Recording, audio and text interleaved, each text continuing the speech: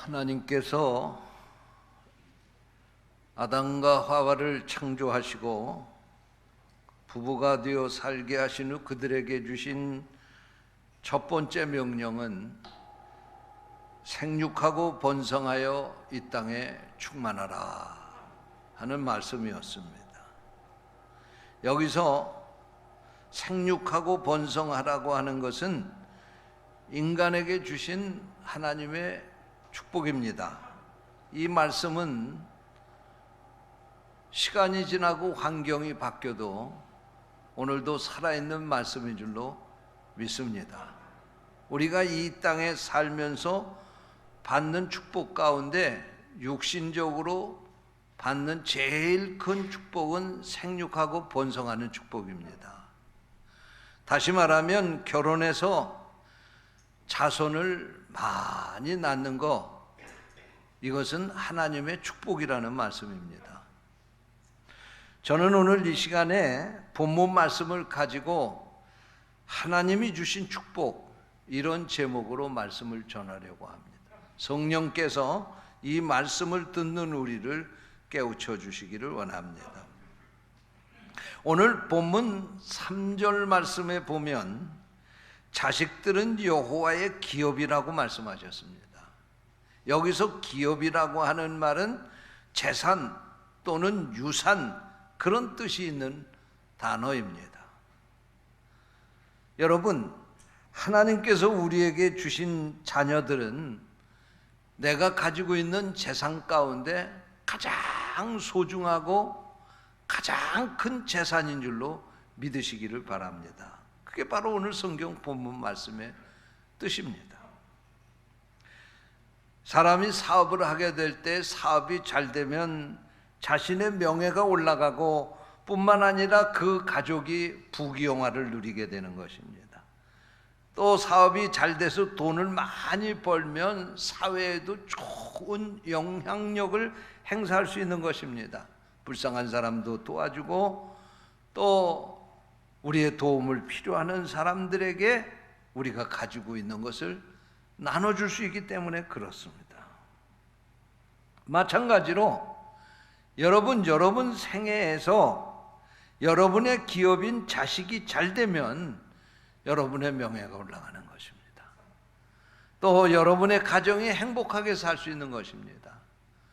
요즘에 보면은 자식들을 잘못 키운 사람들 때문에 사람들이 이렇게 행복해지고 자신의 가정이 오랫동안 하나님의 주신 이 축복을 누리고 살 수 있음에도 불구하고 부정적으로 생각하고 자식을 안 낳는 경우가 많이 있습니다. 잘못된 겁니다. 여기 오늘 분명히 하나님께서 말씀하시기를 자식은 하나님의 주신 기업이라고 말씀했습니다. 또한 오늘 본문 3절 말씀에 보면 자식은 여호와의 주신 상급이다, 하나님이 주신 상급이라고 말씀을 하고 있습니다. 그렇습니다. 여러분, 이 세상에서 상 받아도 좋죠? 이 세상에서 받은 상이 얼마나 좋으면 어느 가정에 가보면 자기 자녀를 키우면서 자녀들이 학교에서 받은 상을 액자에다 넣어가지고 벽에다가 다 이렇게 걸어놓는 가정도 있습니다. 하여튼간 상은 좋은 겁니다. 제가 오래전에 저 효성동 사거리에 있는 이발관에 다녔는데 그 이발관에 가보면 이발관 가운데다 액자에다가 그 이발사가 베트남 전쟁에 참여해가지고 받은 훈장증을 걸어놨습니다.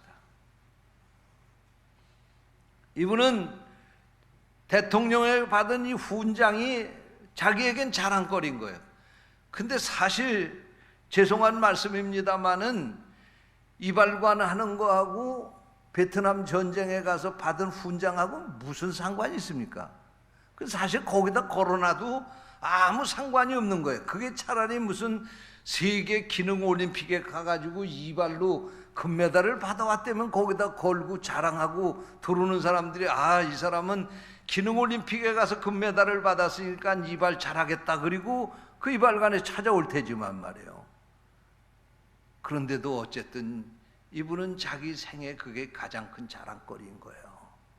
여러분, 여러분에게 주신 자녀들은요, 하나님이 주신 상급이라는 사실을 믿으시기 바랍니다. 하나님이 여러분들에게 상을 주신 거예요. 예? 여러분 생애에 이 상보다도 더 귀한 상이 어디 있습니까? 그런데 요즘 사람들은 이 자녀를 상이라고 생각하지 않습니다. 그래서 오죽하면은 무사식 상팔자라고 하는 말이 나오지 않았겠습니까? 예?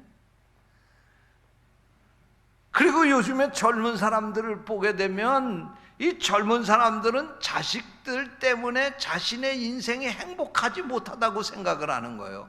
그래서 자식 낳지 않으려고 합니다. 자식 때문에 자기들이 사는데 경제적으로도 가난하게 될 거라고 생각하는 거예요. 그건 자식을 낳아도 하나만 낳고 말겠다는 거예요. 요즘 젊은 사람들을 보게 되면 이 자식들 때문에 자신들의 인생의 노후가 불행할 것이라고 생각을 하는 겁니다. 여러분, 그런 생각에 절대로 속지 마시기 바랍니다. 자식은 하나님이 주신 상입니다. 믿으시기 바랍니다. 여러분, 귀한 것일수록 다 고생하면서 얻는 거 아니겠어요? 누구나 다 얻는 거면 뭘 귀할 게 뭐 있겠어요? 자식 키우는데 조금 고생스럽기는 하지만 하나님이 상으로 주셨으니까 그 자식 잘 키우면 내 인생에 큰 축복이 될 줄로 믿으시기를 바랍니다. 요즘 우리나라 사람들 보게 되면요, 아이를 낳지 않는 거예요. 아이를 낳지 않는 것커녕 요즘 젊은 사람들은요, 요즘 이 시대를 가리켜서 삼포시대라고 그렇게 말합니다. 삼포시대라고 하는 건 세 가지를 포기한 시대다, 그런 얘기예요. 첫째는 결혼 안 할 거니까 연애도 포기하고, 결혼도 포기하고, 자식 낳는 출산도 포기했다. 그래서 삼포시대, 요새 젊은 사람들은 삼포시대다, 요즘 시대를 그렇게 얘기를 합니다. 그런데 그 삼포시대라고 하는 얘기도 벌써 유행이 지나간 얘기예요. 요즘에는 또 뭐라고 얘기하냐면 오포시대라고 그렇게 말합니다. 예? 요새 집값이 너무 올라가 가지고요, 요즘 젊은이들이요, 집장만, 내 집장만 하다고 하는 건 도저히 어려운 거예요. 그러니까 이 삼포, 연애, 결혼, 출산에다가 또 두 개를 더 포기했는데 내 집장만 하는 걸 포기하고, 또 그리고 인간관계를 포기한 거예요. 자기만 하는 시대인 거예요. 그래서 밥을 먹어도 누구하고 같이 먹으려고 안 그러고 혼자 먹는 혼밥 시대라고 그렇게 말하지 않습니까? 물건을 해도 혼자 쓸 수 있는 물건을 해서 파는 시대가 된 거예요. 그런데 이 최근에는 거기에서 또 발전해가지고 칠포시대가 됐다고 합니다. 칠포시대. 연애도 포기하고, 결혼도 포기하고, 출산도 포기하고, 내 집 마련도 포기하고, 또 대인관계도 포기하고, 그리고 두 개를 더 포기했는데 꿈과 희망을 포기했다, 그런 얘기예요. 요즘 젊은 사람들은 그렇게 얘기하는 겁니다. 요즘 우리는 아예 이제는 꿈도 희망도 다 접었다고. 아니, 세상에 집을 장만해야 장가들 거 아니에요? 전세를 얻어도 인천 변두리에 전세를 얻어도 작은 방 하나, 화장실 하나 있는 거 2억 줘야지 전세를 얻니? 요새 젊은이들이 대학 졸업하고 나와가지고 2억을 언제 모을 수 있겠어요? 부모가 도와주지 않으면 장가도 못 드는 거예요. 그것뿐만이 아니라 잘 나가는 사람들은 아버지 때문에 취직해가지고 퇴직금을 50억도 받는데, 예? 보통 젊은이들은 취직하기도 어려운 거예요. 요즘 어디 직장에, 대학을 졸업해도 어디 직장에 갈 수 있는 직장을 구하기가 어려운 거예요. 어디 직장에 구해야 장가도 들 거고 어디 집도 장만하고 어떻게 해야 될 텐데, 그러니까 다 포기하고, 이제는 이런 사회에서 우리가 희망이 어딨냐, 꿈이 어딨냐, 꿈도 희망도 다 포기했다. 칠포시대가 됐다, 그런 얘기예요. 그러나 여러분, 이런 말에도 속지 마시기 바랍니다. 믿음 안에 사는 사람들에게는 절대로 세상이 절망적이지 않습니다. 살만한 세상입니다. 할렐루야, 믿으시기 바랍니다. 여러분, 우리가 주신 자녀들이요, 하나님의 축복입니다. 실패한 사람들 보면서 거기에 속지 마시기 바랍니다. 우리에게 주신 자녀들 하나님이 주셨을 뿐만 아니라 은혜로 그 자녀들의 앞길을 인도하셔서 그 자녀들 때문에 내 인생을 행복하게 하시고 그 자녀들 때문에 내 노후가 더 풍성하고 행복해질 줄로 믿으시기를 바랍니다. 요즘 통계가 나온 거 보니까 2020년도에 우리나라의 한 가구당 출산율이 0.84라는 거예요. 그러니까 남자와 여자가 결혼을 해가지고 부부가 되어서 자식을 낳아야 되는데 둘이서 한 부부가 돼서 사는데 한 명도 안 낳는다는 얘기예요. 0.84명을 낳는다는 거예요. 예? 지금 우리나라 인구가 5,182만 명인데 2021년 금년도 9월달 통계입니다. 우리나라 인구가 5,182만 명인데 앞으로 40년 후에는 그 2060년이죠.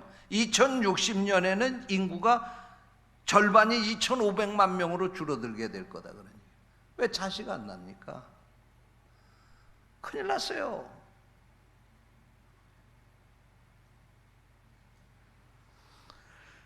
뿐만 아니라 수십 년 후에는 이 땅에서 한민족이 사라질 거라는 거예요. 우리는 낫지를 않으니까 노동력이 필요하니까 외국에서 사람들 자꾸만 들어오는 거 아닙니까?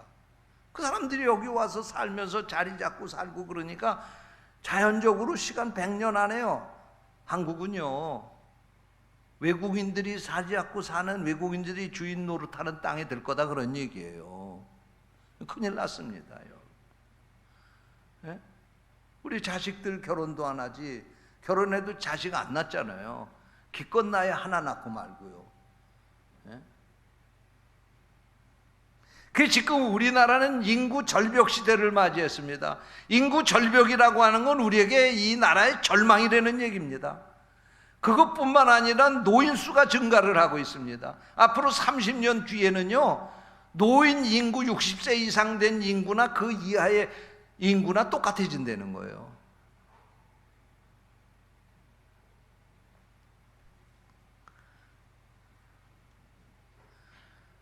결혼을 기피하지 출산을 기피하지 인구가 그래서 절벽 시대를 맞이했지.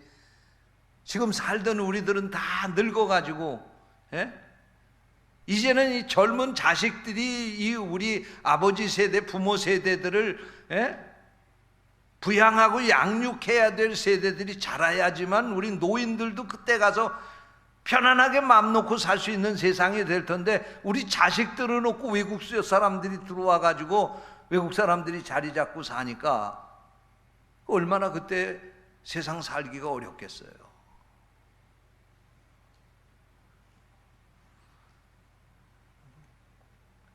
여러분 그래도요 우리 믿음 안에 사는 사람들은 하나님의 말씀대로 살아야 복이 될 줄로 믿습니다.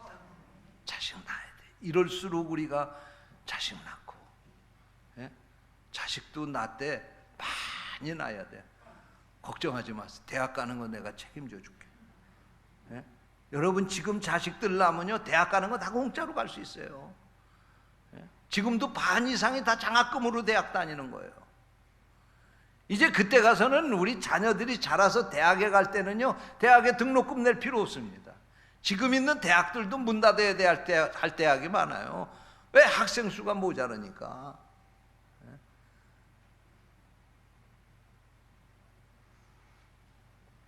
오늘 본문 5절 말씀에 보니까 이것이 그 화살통에 가득한 자는 복되도다 라고 말씀을 하고 있습니다. 무슨 말씀입니까? 자식이 장사의 수중에 화살통에 화살이 많은 사람이 전쟁터에 나가도 든든한 것처럼 여러분이 앞으로 살아가시게 될 때 여러분의 노후가 자녀가 많아야 든든하고 복된 줄로 믿으시기 바랍니다. 그때 가가지고 아이고 자식을 좀 더 낳을 걸 그래도 그때는 낳을 수도 없는 거 아니겠습니까? 그저 눈에는 앞으로 어떻게 될 게 보이지 않지만 우리는 하나님의 말씀만 믿고 살면 틀림없이 복이 될 줄로 믿으시기를 바랍니다. 여러분 제가 학교 다니면서요 초등학교 다닐 때 12가지 크레파스 12가지 색깔 있는 거 갖고 다녔거든요. 중학교 들어갈 때 보니까 24가지를 사갖고 오라고 그러더라고요. 24가지 색깔 크레파스를 사갖고 오라고 그러더라고요.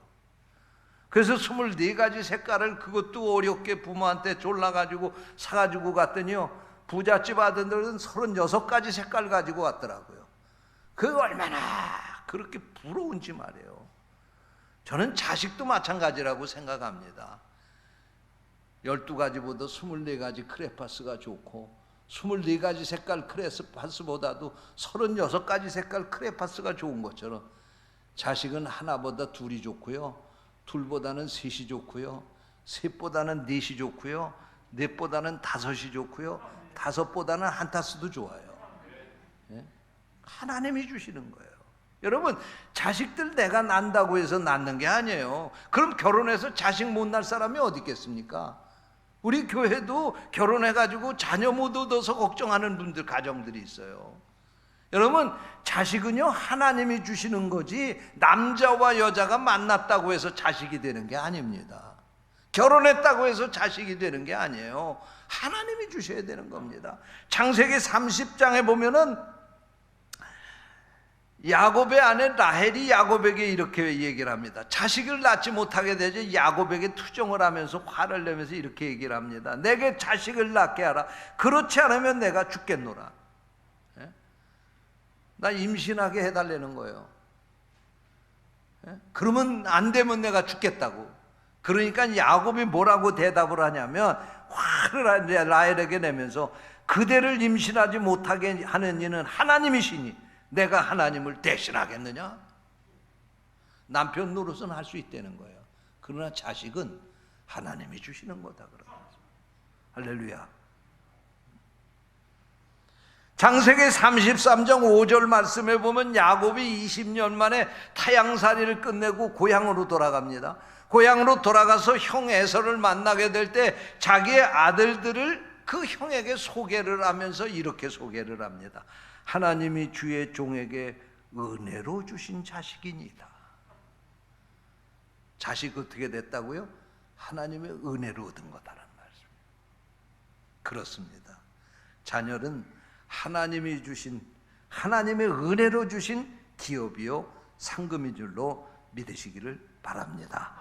그러면 우리가 이 자식을 어떻게 낳고 어떻게 키울까? 이 세 가지만 반드시 기억하면 하나님의 복을 받는 자손이 될 줄로 믿습니다. 첫째로, 낳는 것도 하나님의 방법대로 낳아야 돼요. 예? 하나님 앞에 기도해서 하나님이 주시면 낳을 때 어떻게 낳아야 되느냐? 하나님의 방법대로 낳는 거예요. 그게 뭐냐? 자연분만하는 거예요. 자연분만. 예? 어느 통계에 보니까 말이에요, 자식을 자연분만해서 낳는 이런 확률이 말이에요, 우리나라가 굉장히 OECD 국가 중에서 제일 꼴등이에요. 미국은요 제왕절개 수술의 퍼센테이지가 20%입니다. 10명 가운데 2명이 제왕절개 수술을 했을라. 80%는 자연분만 안 되는 얘기예요.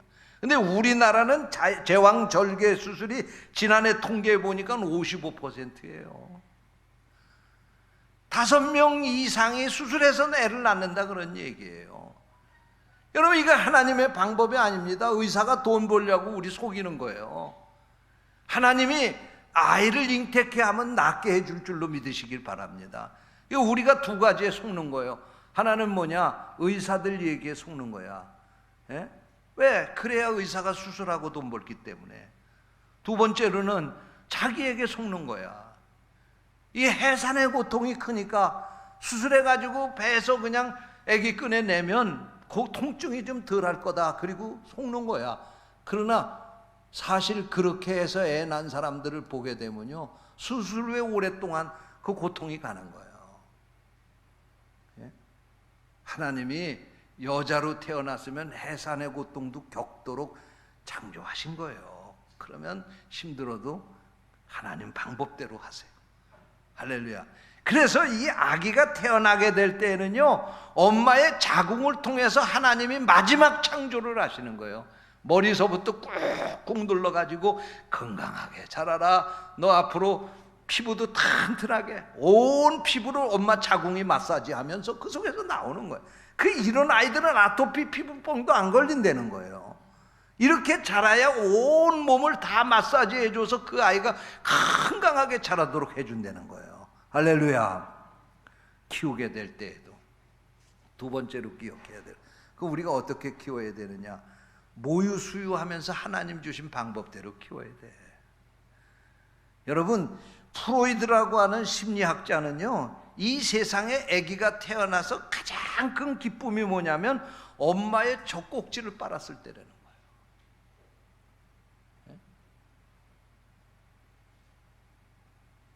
우리가 이런 경험을 우리 자식들에게 안 주는 거예요. 그리고 이 엄마의 모유 가운데는요, 앞으로 건강하게 살아갈 수 있는 모든 영양소가 다 들어있다는 거예요. 그리고 어떠한 병도 이겨낼 수 있는 면역적인 것과, 그리고 어떤 병도 이길 수 있는 그런 항체들이 그 속에 들어있다는 거예요. 어린아이가 이 세상에서 자랄 때 가장 완전한 식품, 그것이 바로 모유라는 거예요. 그런데 우리는 이 모유를 거부하고 분유를 먹여서 키우는 거예요. 분명히 사람의 아들로, 사람의 딸로 태어났는데 송아지가 먹는 젖을 먹고 자라도록 우리가 키우는 거예요. 이거 잘못된 겁니다.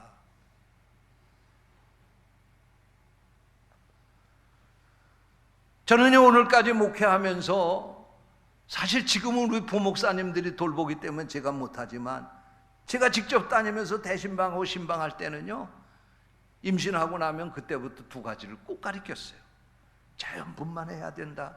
그래서 심지어 어떤 사람은 수술하기 위해 수술대 위에 올라간 거 끌어내려서 자연분만 가서 시킨 경우도 있어요. 모유 수유해야 된다. 목사님, 젖이 안 나옵니다. 그러면 약국에 가서 젖 나오는 약 사다 주면서 젖 먹여야 된다고 그러면서 목회했어요. 하나님의 방법입니다. 또 한 가지 하나님의 방법이 있습니다. 그건 뭐냐면 주의 교양과 훈계로 양육하라고 그랬어요.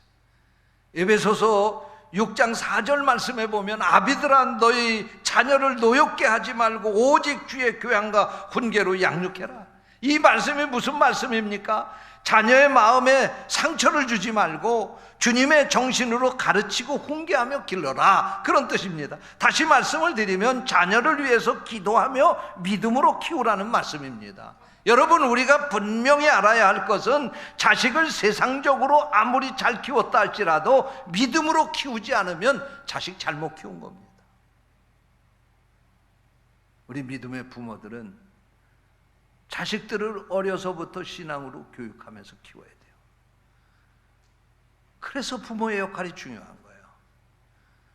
여러분, 모세는요, 태어나서 더 이상 살 수가 없어서 나일강에 버려진 사람 아닙니까? 그때 바로의 공주가 나와서 그 아이를 발견하고 데려다 자기가 키우겠다고 데려가지 않습니까? 그때 모세의 누이 미리암이 그곳에 서 있다가 공주에게 얘기를 하면서 자기 모세 엄마죠, 엄마를 유모로 공주에게 소개합니다. 그래서 모세의 어머니가 모세의 유모로 궁궐에 들어가서 그 아들을 키운 겁니다. 젖될 때까지 몇 년을 키웠는지 모르겠지만 모세는요, 그렇게 해서 애굽의 궁궐에서 왕자로 자란 겁니다. 그리고 그곳에서 애굽의 모든 것을 배우며 애굽 사람들을 만나며 자란 겁니다. 그런데 40살 돼서 어떻게 됐습니까? 그는 이스라엘 민족을 사랑하는 애국심이 그 안에서 나왔다는 거예요. 그가 어디 이스라엘 사람들의 학교에 가서 공부한 것도 아니고 이스라엘 사람 만나서 배운 것도 없어. 단순히 그가 배웠다고 하면 저 곡지 물고 어머니에게 알아듣지도 못하는 말로 어머니가 했는지, 아니면 생각하며 기도를 했는지, 그렇게 영향을 받은 것밖에는 없는데 모세는 이스라엘 사람으로 자란 겁니다. 이게 중요한 겁니다. 오늘 우리 부모들이 자식들을 어려서부터 이렇게 키우면 절대로 그 아이 믿음에서 벗어나지 않게 될 줄로 믿습니다. 우리 부모들이 어려서부터 키우면서 젖꼭지를 물리면서 기도하고 믿음 안에서 자랄 수 있도록 그를 가르치면 반드시 그는 어긋나지 않게 될 줄로 믿습니다. 조창인의 장편 소설 가시곡이라고 하는 소설이 있습니다. 2000년도에 우리나라에 출판이 돼가지고 베스트셀러가 된 책입니다. 이 가시고기라고 하는 고기는 이상한 물고기입니다. 엄마가 알을 낳고 나면은요, 엄마는 알을 낳은 후에 어디론가 사라져 버립니다. 그러면 아빠 가시고기가 거기에 와가지고 혼자 남아서 먹지도 않고 자지도 않으면서 열심으로 이 알들을 보호합니다. 그래서 알에서 깨어나게 되면 아빠 가시고기는 돌틈 속에 자기 머리를 박고 그것이 죽어버립니다. 깨어난 이 새끼들은 아빠 가시고기의 몸통을 뜯으면서 자라게 되는 것이 바로 이 물고기 가시고기입니다. 소설 작가 조창인은 바로 이 가시고기라고 하는 소설을 통해서 아버지의 사랑이 어떤 것인가 하는 것을 보여주고 싶었습니다. 이 가시고기라고 하는 소설의 내용은 이렇습니다. 알을 낳고 떠난 엄마 가시고기처럼 이 소설의 주인공인 정호연이라고 하는 사람은 결혼을 했는데 너무나도 가난하게 사니까 그 아내가 자식을 낳고 더 이상 견딜 수가 없어서 6살 때에 아들을 내버리고 엄마가 그 가정을 떠납니다. 그때부터 이 아빠인 정호연은 그 아들을 돌보며 사는데 아들 이름이 다움입니다. 엄마 없이 불쌍하게 자라던 이 다움이가 건강하게 자랐으면 얼마나 좋겠습니까? 많은 10살 때에 그는 백혈병에 걸리게 됩니다. 생사의 경계선을 왔다 갔다 하면서 간신히 생명을 이어갑니다. 그러나 다음이 아빠의 정호연은 자신의 월급으로는 그 아이의 병원 치료비를 감당할 수가 없었습니다.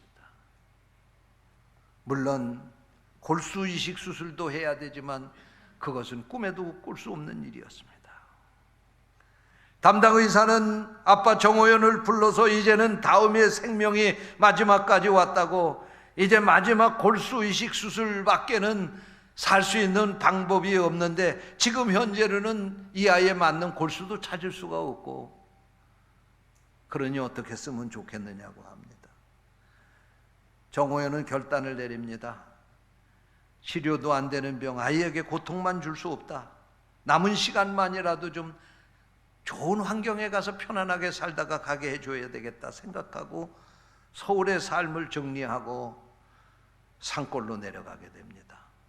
사락골이라고 하는 산골로 이사를 갑니다.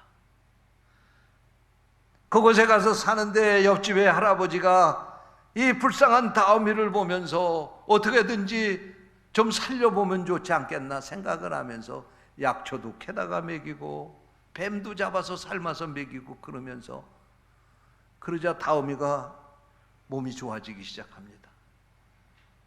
그러다가 얼마 지나지 않아 다시 재발이 되고 더 이상 이제는 살 가망성이 없습니다. 너무나도 급한 나머지 부랴부랴 다음이를 안고 서울로 올라와 병원으로 갔습니다. 그런데 이게 웬일입니까? 찾을 수 없다던 그 아이에게 맞는 골수를 찾았다는 것입니다. 그런데 문제는 2천만 원이라고 하는 수술비를 구할 수 없는 것이 문제였습니다. 아빠 정호연은 생각을 했습니다. 그래, 내 신장이라도 팔아서 이 아이 살려야 되겠다. 그래서 병원에 가지고 신장을 팔려고 검사를 해보니까 이게 또 웬일입니까? 간암 말기 판정이 내린 거예요. 아빠를 검사하다 보니까 아빠가 간암 말기라는 거예요. 아빠 정호연은 이러다가는 나도 죽고 내 아들도 살릴 수가 없겠구나. 어떻게 했으면 살릴 수가 있을까 생각하고 그가 결단을 합니다. 그래, 내 눈에 있는 각막을 팔자. 그건 간암하고 상관이 없다니까. 그래서 각막 양쪽을 6천만 원을 주고 팝니다. 그리고 골수 이식 수술을 해서 이 아들 다음이를 살립니다. 아빠가 생각합니다. 다음이가 살아나기는 했지만 이제는 이 아빠가 먼저 죽으면 고아가 될 텐데 어떻게 해야 될까? 그러다가 다음이에게 생모에게 가라고 합니다. 다음이가 나를 버리고 간 엄마에게 다시 가지는 않겠다고 아빠가 모진 말을 하면서 이 다음이를 엄마에게로 보내고 자신은 다시 산골 사락골로 가서 한 폐교의 한 교실에서 쓸쓸히 죽어간다고 하는 이야기가 바로 이 가시고기의 이야기입니다. 여러분, 그렇습니다. 자식을 돈으로 키우는 거 아닙니다. 우리는 생각하기를 돈이 있으면 자식 키울 수 있다, 그렇게 생각을 할 수 있을지 모르지만 천만의 말씀입니다. 요즘에 어떤 사람들 통계 낸 거 보니까 임신을 해가지고 대학 졸업할 때까지 5억 1천만 원이 든다는 거예요. 그런데 여러분, 시집가고 장가 가려면 집이라도 한 칸 얻어줘야 되잖아요. 요즘 우리나라 부동산이 얼마나 값이 올랐는지요. 웬만한 거 작은 아파트 하나 장만을 하려면 그것도 4억 3, 4억 갑니다. 전세 하나 얻을래도 2억 갑니다. 그러면 적어도 시집장가 보낼 때까지 자식 하나 낳아서 키워가지고 시집장가 보낼 때까지 7억은 든다는 얘기예요. 돈 7억이 어디 있어요? 그러나 자식은 계산으로 키우는 게 아닙니다. 할렐루야. 참 신기한 거는요, 우리도 자식을 셋 낳잖아요. 개척하면서 셋 낳잖아요. 하나만 낳아도 지구는 초만원이라고 가족계획 표 걸었을 때 그렇게 낳거든요. 셋 데리고 다니면 어디 가도 사람들이 눈총으로 저거 어떻게 배짱도 좋지 어떻게 셋씩 낳나, 그렇게 생각하고 쳐다보는 것 같았어요. 이 아이들을 어떻게 키워서 시집장가 보낼까? 그 당시에는 아무것도 보이지 않았어요. 근데 살고 보니까요, 난 21억 모아놓은 돈도 없는데 다 키워서 시집장가 보낸 거예요. 참 신기하죠? 더 신기한 거는요, 그래서 돈 없어서 장가 못 가겠다고 그리고 장가 안 간 사람들이요, 지금 늙기는 했는데 21억 통장에 있습니까? 희한한 거예요. 자식은 계산으로 키우는 게 아닙니다. 가시고기 아버지처럼 부모가 사랑으로 희생으로 키우다 보면 자식도 잘하게 되는 거고, 그렇게 해서 자란 자식이 부모의 노후에 기쁨이 되고 자랑이 되는 줄로 믿으시기를 바랍니다. 하나님이 사랑하는 자식을 여러분에게 주신 것은 여러분 세상에서 고생하라고 주신 것이 아니고 축복으로 주셨음을 믿으시고 우리 성도들 가정이 하나님의 축복을 마음껏 누리는 그런 가정들이 되시기를 주님의 이름으로 축원합니다. 기도하겠습니다. 하나님 아버지, 감사합니다. 우리에게 귀한 말씀을 주시고 우리에게 주신 자식이 하나님의 축복이었음을 다시 깨닫게 하시니 감사합니다. 세상 모든 사람들이 이것을 알게 하여 주시옵소서. 우리에게 주신 자식이 우리에게 큰 기업, 상급이 되게 하여 주시옵소서. 주님의 이름으로 축복하며 기도하옵나이다. 아멘.